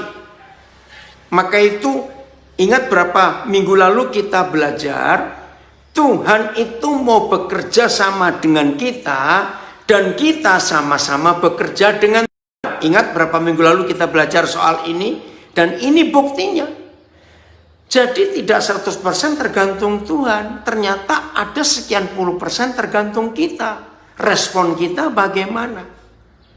Daud contohnya, dia belum dipanggil, belum dipilih, belum diurapi, tetapi Tuhan sudah memberi penilaian. Saya bacakan, waktu itu pun kita baca ayat ini, tapi nggak apa-apa, supaya makin ingat. Kisah Rasul 13 ayat 22. Nah, kalau saudara dan saya bisa ditemukan Tuhan punya hati seperti ini, percayalah, Papa akan makin mudah, makin gampang memakai kita. Ya, ayat 22 Kisah Rasul 13. Setelah Saul disingkirkan, enggak enak kata disingkirkan karena dia enggak taat. Tuhan mengangkat Daud menjadi raja mereka. Nah, waktu Daud diangkat, Daud itu dalam kondisi belum apa-apa. Belum dipanggil, belum dipilih, belum diurapi, belum apa-apa. Nah, tapi Tuhan selalu ngomong begini. Tentang Daud, Tuhan telah menyatakan. Apa yang dinyatakan Yahweh Tuhan kepada Daud. Dan yang dinyatakan Yahweh Tuhan kepada Daud itu harus dinyatakan kepada kita juga. Begini kata Tuhan. Kepada Daud, Yahweh telah menyatakan. Apa yang dinyatakan? Sam, nah ini dia. Ini kalau saya pakai terjemahan bebas, dia ngomong pada Samuel, bukan Sam. Aku telah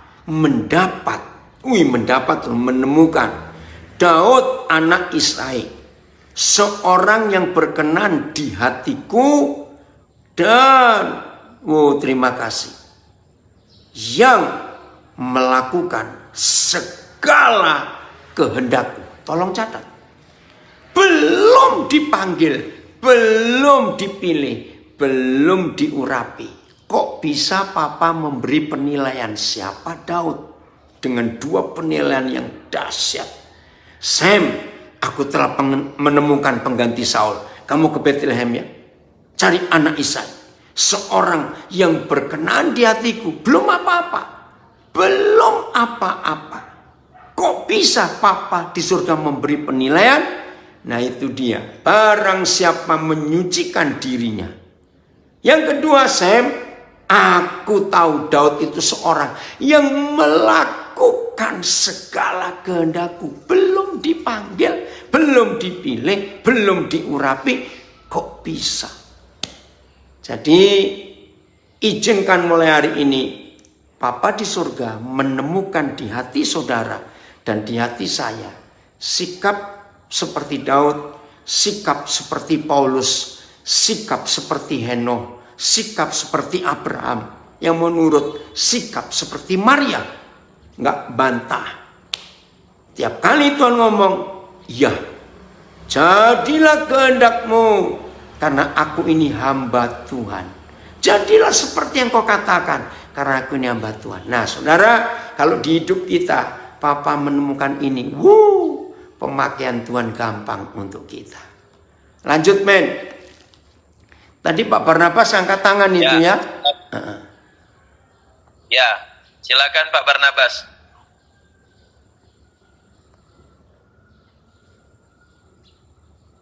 Halo, suara saya bisa didengar? Bisa. Ya, silakan. Banyak orang yang membicarakan tentang penulis Ibrani, dan saya belum mendapatkan kepastian siapa penulisnya. Tetapi hari ini dikatakan bahwa Ibrani adalah, atau kitab Ibrani adalah tulisan Rasul Paulus. Kalau dikatakan nanti sebagai rema, itu apa dasarnya? Kalau dikatakan logos, apakah ada ayat yang menuliskan bahwa Paulus adalah penulis kitab Ibrani? Itu saja, Goden. Ya, langsung Ben. Halo host. Ya, silakan, langsung ya. Oke, pertanyaan bagus. Terima kasih Pak Barnabas. Ini pertanyaan menolong banyak orang. Saya pun sempat terpengaruh. Sebab sampai hari ini di dunia gereja dan di dunia teologi belum ada kepastian siapa yang nulis.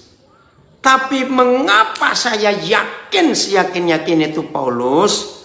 Ada 4 hal yang saya temukan. 1, dari 27 kitab perjanjian baru, Ibrani kitab tersulit nomor 2 setelah Wahyu. Betul? Wahyu itu yang paling sulit. Nomor 2 itu Ibrani. Kenapa sulit? Sebab itu membahas tentang Taurat. Satu-satunya surat perjanjian baru yang menjelaskan Taurat begitu rinci dan detail itu cuma kitab Ibrani. Nah, kalau bukan Paulus yang anggota Sanhedrin dan ahli Taurat, siapa lagi penulis perjanjian baru yang bisa menjelaskan sehebat itu? Yang kedua, kalau Saulus itu tidak jumpa pribadi dengan Yesus Kristus yang merupakan figur sentral di kitab Taurat. Tolong catat, figur sentral di kitab Taurat itu adalah Yesus yang digambarkan sebagai anak domba yang tidak bercela. Dalam Taurat tidak akan sah ibadah orang Yahudi tanpa korban. Dan korbannya adalah domba yang tidak bercacat celah. Nah, kalau Paulus yang hanya ngerti dan hidup di dalam Taurat, tapi tidak punya pengalaman perjumpaan pribadi dengan Tuhan Yesus, maka nggak mungkin ada orang bisa nulis kitab Ibrani yang menggabungkan Taurat dengan Yesus begitu jelas. Betul tidak, saudara? Maka itu kalau kita baca kitab Ibrani, antara Taurat dengan Tuhan Yesus, plak, udah menyatu. Bahasa Jawa bilang tumbuh ketemu tutup. Masih ingat yang nggak Jawa nggak usah tahu ini. Klop bahasa Belandanya. Taurat dengan Yesus itu disatukan di dalam kitab Ibrani. Nah, salah satu yang paling dahsyat dalam penulisan Ibrani adalah bagaimana yang maha adil bisa punya anugerah. Sebab keadilan dan anugerah itu bertentangan keras. Seperti minyak dengan air. Mau dikocok kayak apa saja, nggak menyatu. Hanya kitab Ibrani yang bisa menggambarkan keadilan yang adil itu bisa bersatu dengan anugerah yang penuh belas kasihan. Karena pribadi Yesus Kristus Mesias itu. Jadi, kalau penulis Ibrani tidak pernah mengenal Taurat begitu dalam dan mengenal pribadi Yesus seindah itu, maka nggak ada orang bisa menuliskan kitab Ibrani. Yang ketiga, gaya bahasa. Maka itu bersyukur kepada para penulis Alkitab, penyusun maksud saya, ya namanya Septuaginta zaman itu. Mengapa kitab Ibrani ditulis yang terakhir sebagai surat Paulus? Ini dahsyat, saudara. Saya bersyukur untuk itu. Kalau Ibrani ditulis di depan, bingung semua orang. Jadi setelah Roma, setelah Korintus, setelah Galatia, setelah Efesus, Filipi, Kolose, dan seterusnya, gongnya. Duer, Ibrani. Kenapa? Karena gaya bahasa yang dimiliki oleh Paulus itu khas, atau kata khas. Apa cirinya? Tegas, lugas, kenceng, lurus, frontal, nggak kompromi. Jadi bahasanya kelihatan kalau itu bahasanya Paulus. Setelah kita tahu 13 kitab sebelumnya cara Paulus ngomong. Maka itu luar biasa, setelah Ibrani baru ada Yakobus. Saudara, keren bukan? Nah, yang keempat, di antara semua rasul, hanya Paulus yang ngerti bahasa Ibrani dengan begitu jelas dan bahasa Yunani yang bahasa internasional. Maka itu Paulus menulis kepada semua orang Ibrani di semua negara yang jajahan Roma pada zaman itu. Kalau bukan Paulus, nggak mungkin bisa nulis firman dalam bahasa Yunani yang punya latar belakang Ibrani yang kenal Tuhan Yesus. Jadi, Pak Barnabas, ini yang saya temukan 4 alasan ini nggak usah diperdebatkan. bahwa itu tulisan Paulus. Tapi yang paling akhir nggak usah kita perdebatkan. Karena kalau mau berdebat tentang Ibrani siapa penulisnya, maaf loh, mungkin juga belum tentu Paulus penulis Filipi. Maaf, jadi nggak usah. Sama seperti kita sekolah. Ya semua kita yang pernah sekolah, apalagi mahasiswa, apalagi S2 sampai S3. Kita dinyatakan lulus dengan jenjang. Karena buku yang kita baca dan kita pelajari, lalu kita analisa, lalu kita buat tulisan sendiri. Nah buku-buku yang kita baca, sampai orang-orang itu punya gelar S1, S2, S3. Perlu nggak mengenali siapa penulisnya? Nganggur orang itu.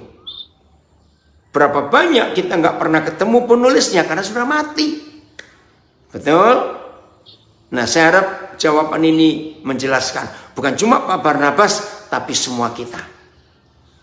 Jelas Barnabas?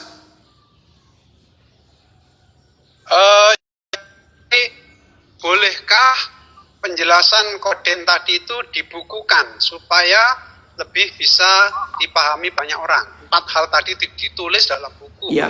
Itu usul saya. Saya usul Pak Benny Malekul yang nulis. Oke. Oh, nggak usah tertawa, Ben. Ayo lanjut, Ben, lanjut. Ya, itu di Facebooknya sama Instagramnya Koden itu disaksikan sudah ribuan orang di situ. Jadi boleh dibukukan, boleh juga tidak dibukukan karena itu pasti orang sudah mendengar banyak di situ. Iya. Oke, sebentar ya. Lus. Ada orang tamu. Maaf. Ya. Oke, lanjut Ben. Bagaimana? Ada yang bertanya lagi? Ya, baik Bapak Ibu. Silakan bagi yang mau bertanya.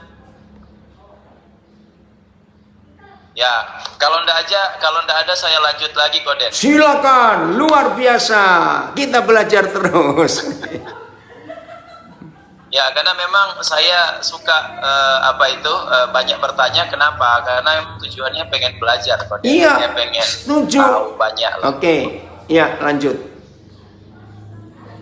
Nah, apa yang menjadi alasan utama sih sehingga orang Yahudi atau ahli Taurat, orang Farisi itu ngotot untuk menyalibkan Yesus? Kemudian mereka membebaskan Barabas.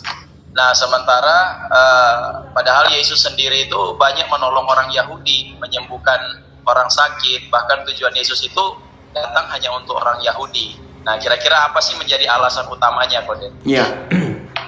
Justru yang disembuhkan Tuhan Yesus, yang mengalami mujizat Tuhan Yesus, itu ada di antara orang-orang yang berteriak, salibkan dia, salibkan dia.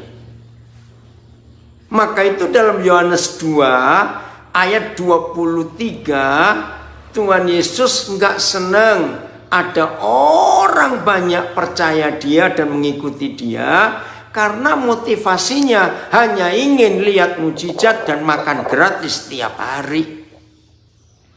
Jadi alasan utama mujizat itu tidak merubah hidup orang untuk kenal Tuhan. Buktinya mereka mengalami mujizat bisa berkata salibkan dia. Jelas ya? Maka itu di sesi pertama tadi kita belajar proses tidak boleh kita hindari. Karena yang membuat kita bisa mengenal Tuhan lebih dalam adalah proses. Dengan COVID-19 semua kita diproses. Orang kaya pun diproses. Ngeri keadaannya. Aduh, nggak tahu ini mau bagaimana. Nah, dari sini kita bisa makin kenal siapa diri kita dan siapa Tuhan. Jelas ya? Jangan menghindari proses. Pertanyaan yang pertama, saya balik tadi. Kenapa sih ahli-ahli Taurat dan orang Yahudi, imam-imam itu kok bencinya kepada Tuhan Yesus? Yaitu roh agamawi. Jawabannya sama, kenapa Ahok harus dipenjara? Karena buat orang beragama, Yesus Tuhan kita itu penghujat besar. Baca baik-baik. 1 Ada 3 penyebab mereka marah kepada Yesus sebagai pemujat besar. 1, mereka paling marah karena Yesus berkata, aku ini adalah Tuhan. Aku ini lebih tua dari nenek moyangmu Abraham. Tersinggung mereka. Sebab buat mereka Yahweh Tuhan dan Abraham itu nggak boleh disentuh. Tapi Yesus ngomong, aku ini lebih besar dari Abraham. Apa nggak kebakaran jenggot? Ya memang jenggot mereka panjang-panjang masalahnya. Jadi penghujatan ini yang buat mereka marah. Termasuk berapa kali, tiap kali Yesus mengampuni dosa orang, mereka kayak kesetanan. Karena yang bisa mengampuni dosa itu cuma Tuhan Yahweh. Maka itu mereka marah. Jadi kamu tuh nyamakan dirimu dengan Tuhan. Maka itu waktu pengadilan Pilatus, pengadilan imam besar Kayafas, Yesus kan ditutupi wajahnya, terus ditempeleng. Kurang ajar enggak itu? Ayo, buktikan. Kalau betul kamu Mesias, pasti kamu tahu siapa nempeleng kamu tadi. Saudara, itu sadis sekali. Jadi nomor 1, mereka benci karena itu menghujat agama nenek moyang mereka. Dan itu terjadi di Indonesia sampai hari ini. Penghujatan itu sudah dari dulu. Yang kedua, ahli Taurat, imam-imam itu orang sombong, angkuh. Maka itu jubah-jubah mereka luar biasa. Maka itu dengar gereja-gereja sekarang yang mementingkan jubah-jubah pakai macam-macam. Bertobat gereja kayak begitu. Tuhan gak suka kita ibadah didandani dengan jubah yang puluhan juta dalam nama Yesus. Itu hanya imam-imam ahli Taurat, orang Farisi. Maka itu Yesus tegur, kalau kamu sembahyang di perempatan,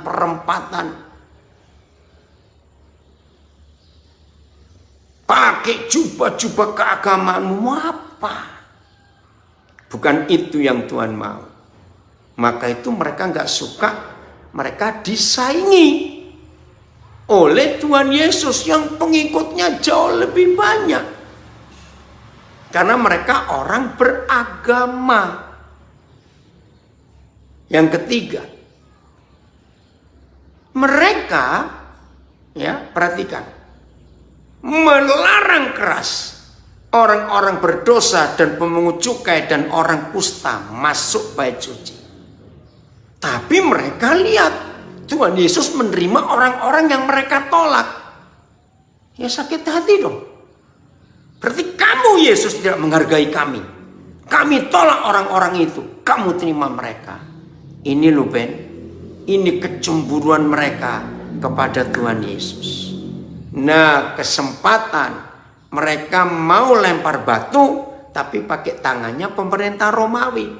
Kejam mereka, sadis. Bukankah begitu orang-orang beragama yang menghukum Ahok?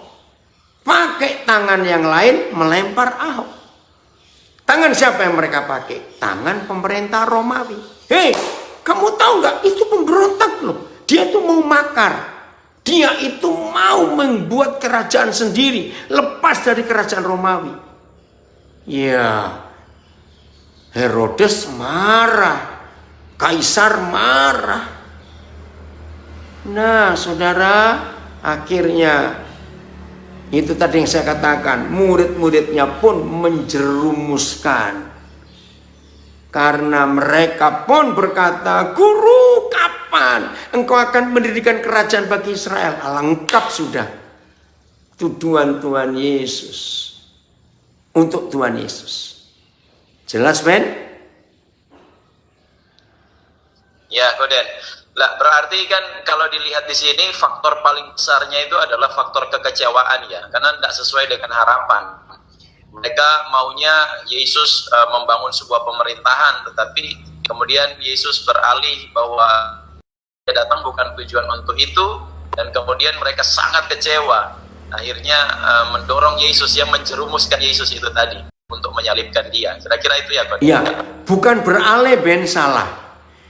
Kalau beralih, berarti Tuhan Yesus awal-awalnya memang mau mendirikan kerajaan bagi Israel, tapi setelah mau pulang berangkat ke surga dia berubah? Tidak. Sejak awal Yesus datang sudah memberitahu, bukan kerajaan manusia yang kubangun, tapi kerajaan surga. Tapi logika mereka, konsep mereka masih duniawi. Betul tidak? Maunya kerajaan manusia yang didirikan, lepas daripada penjajahan Romawi. Nah, jadi salah dari awal. Maka itu pertanyaan host kita, saudara. Ini pertanyaan penting. Berarti selama itu pikiran mereka masih pikiran duniawi, maka itu kecewa setelah mereka tahu Tuhan Yesus tidak mendirikan kerajaan manusia. Berarti dari awal sudah punya konsep yang salah. Maka itu kalau pendeta-pendeta khotbah Injil kemakmuran, maka orang-orang yang banyak ke gereja harapannya bisa kaya. Setelah 6-7 tahun gabung gereja itu, persembahannya diminta terus, perpuluhannya diminta terus, kok nggak kaya-kaya? Ya pasti kecewa. Maka itu dengarlah pengajaran yang benar dan yang sehat, bukan pengajaran duniawi yang pakai logika duniawi. Saya mau baca ya supaya saudara ingat. Roma 12. Ini penting sekali ya. Roma 12 ayat 1 dan 2. Persembahan yang benar judulnya. Karena itu saudara-saudara, demi kemurahan Tuhan aku menasihatkan kamu supaya kamu mempersembahkan tubuhmu sebagai persembahan yang hidup, yang kudus dan yang berkenan kepada Tuhan. Itulah ibadahmu yang sejati. Jadi bukan hura-hura, bukan begini, bukan begitu. Terus, janganlah ayat 2, janganlah kamu menjadi serupa dengan dunia ini.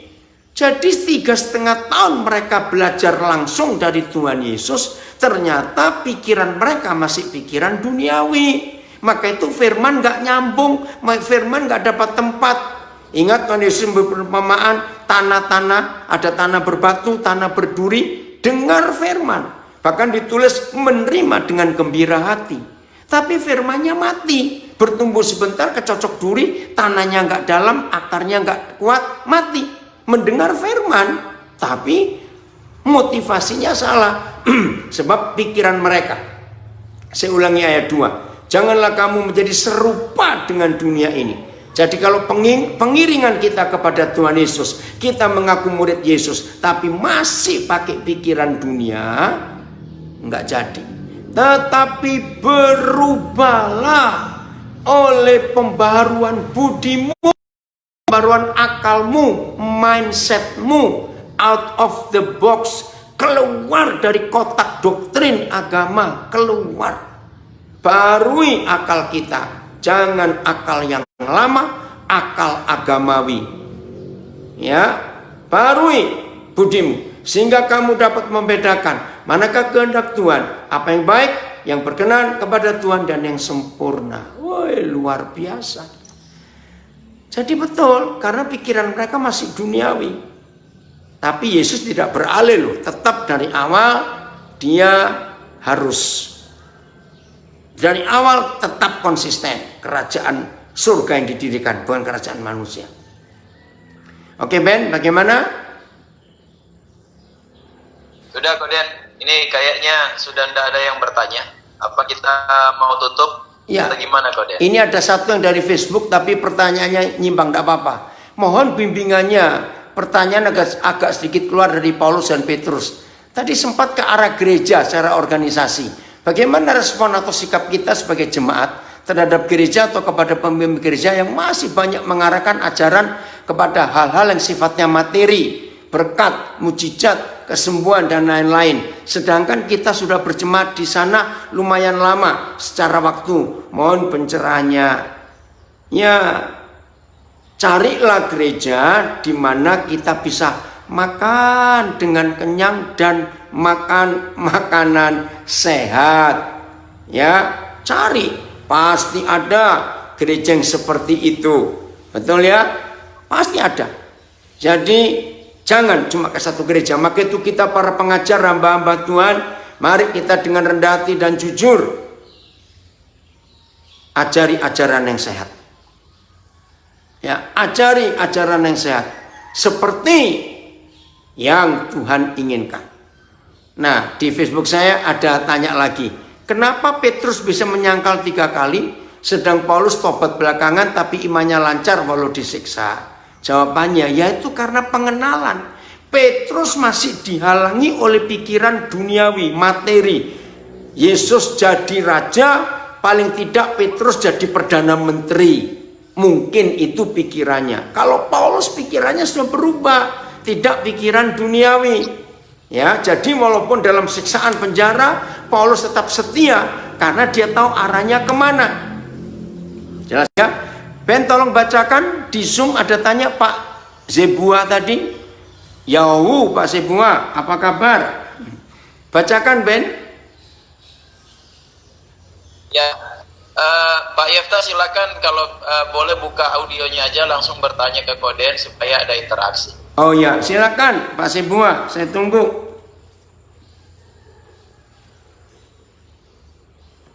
Silakan. Saya mau tanya Om. Ya. Halo.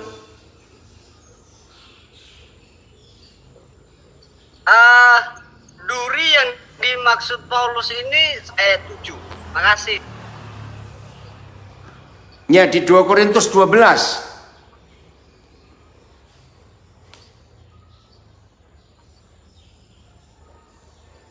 Halo, kok mati? Ya, silakan Pak Yefta. Kalau dia putus saya bacakan. Ya, bacakan aja, bacakan aja. Ya, duri yang dimaksud Paulus ini seperti apa? Yang di 2 Korintus 12 ayat 7. Ya. Dan supaya aku jangan meninggikan diri dengan pernyataan-pernyataan yang luar biasa itu, maka duri di dalam dagingku, yaitu seorang utusan iblis. Ya. Sampai hari ini belum ada teologi yang bisa menjelaskan. Tetapi ada ayat dalam surat Galatia, Paulus berkata, ternyata dia itu punya kelemahan di mata. Ya, kalau saudara baca di kitab Galatia. Jadi Paulus itu punya kelemahan di mata. Rabun atau apa kita nggak jelas. Mungkin itu. Tapi yang jelas supaya saudara dan saya ketika mengalami banyak pernyataan Tuhan, kehebatan Tuhan dalam pemakaian Tuhan di hidup kita, supaya kita tidak jadi sombong, maka Tuhan izinkan ada kelemahan-kelemahan yang saya tidak tahu. Ya, masing-masing kita pasti punya kelemahan. Yang tahu cuma kita sendiri. Nah, sudah gak usah didoakan, nikmati saja supaya kita nggak sombong. Karena kalau kita sempurna, nggak punya kelemahan, bisa sombong nanti. Itu jawabannya, ya Pak Yefta.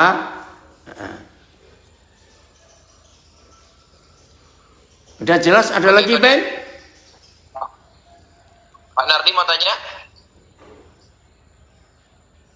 Ada? Enggak ya? Oke. Dan ada Koden sudah habis. Ya, oke. Saya tambahkan 2 ayat yang terakhir ini. Lalu kita selesai. Ini penting sekali. Ya, Filipi 1 ayat 29. Supaya pengkhotbah-pengkhotbah kemakmuran itu bertobat, saudara. Filipi 1:29. Ya, hindarilah khotbah-khotbah yang menyesatkan. Oke, begini kata Tuhan. Sebab kepada kamu, kepada kita, bukan saja, kepada kamu dikaruniakan bukan saja untuk percaya kepada Kristus, melainkan juga untuk menderita untuk Dia. Saudara perhatikan penulisan kata untuk ini unik. Ya, kenapa nggak ditulis gini aja? Kepada kamu bukan hanya dikaruniakan untuk percaya kepada Kristus, melainkan juga untuk menderita bagi Yesus. Tapi kenapa untuk menderita untuk Dia? Ini artinya, saudara, di dalam penderitaan Tuhan Yesus yang begitu luar biasa. Ya, saya ulangi. Di dalam penderitaan Tuhan Yesus yang begitu luar biasa, ternyata ada yang masih kurang. Hah? Nah, kekurangan penderitaan Tuhan Yesus itu, maka saudara dan saya yang harus melengkapi penderitaan itu. Hah? Kok bisa? Saya ulangi, dalam penderitaan Yesus yang luar biasa itu, maka saudara dan saya yang harus melengkapinya. Ayat kedua, ini ayat terakhir. 1 Yohanes 3 ayat 16. Kapan saudara dan saya harus melengkapi penderitaan Yesus yang kurang lengkap itu? Ini luar biasa. 1 Yohanes 3 ayat yang ke-16. Begini yang Tuhan Yesus tuliskan. Demikianlah kita ketahui kasih Kristus, yaitu bahwa ia telah menyerahkan nyawanya untuk kita, jadi kita pun wajib menyerahkan nyawa kita untuk saudara-saudara kita. Ini yang kurang dari penderitaan Tuhan Yesus. Karena setelah dia naik ke surga, masih ada sekian puluh persen manusia di dunia yang belum diselamatkan. Nah, apakah kita berani minta Tuhan Yesus mati lagi? Oh, keterlaluan. Kalau sampai kita minta dia mati lagi. Ternyata menurut 1 Yohanes 3 ayat 16, bukan lagi Yesus yang mati buat mereka, tetapi saudara dan saya yang sudah menerima kasih karunia keselamatan dari Tuhan Yesus, kitalah yang wajib mati untuk orang-orang lain. Siap nggak? Ya harus siap. Maka itu penderitaan Yesus yang begitu luar biasa masih belum lengkap. Dan kita harus melengkapi. Maka itu saudara tidak boleh hanya percaya Yesus dengan Yohanes 3:16. Karena begitu besar kasih Tuhan akan dunia ini, sehingga diberikannya anak yang tunggal itu, supaya barang siapa yang percaya kepada dia tidak binasa, melainkan beroleh hidup yang kekal. Saudara dan saya harus melengkapi penderitaan Yesus yang masih kurang lengkap itu dengan 1 Yohanes 3 ayat 16. Untuk sisa manusia yang belum diselamatkan, maka saudara dan saya harus mati. Wajib menyerahkan nyawa. Jadi nggak ada yang ditawar lagi. Kiranya dengan ayat ini masing-masing kita mulai menyadari betapa pentingnya kita, ya saya ulangi, betapa pentingnya kita menggenapi penderitaan Yesus yang belum lengkap itu. Mau ya? Jadi ingat, lawannya saudara dan saya sebagai murid Yesus harus lewat proses. Dan lawannya proses itu mujizat. Tahan saja. Tuhan akan dipermuliakan lewat kita. Baik, terima kasih untuk saudara di akhir hidup yang membuat saya bisa bersekutu bersama-sama. Memberkati semua saudara yang lewat Zoom, lewat Facebook, lewat Instagram. Mari kita semuanya menjadi pelaku-pelaku firman yang benar. Sampai jumpa lagi.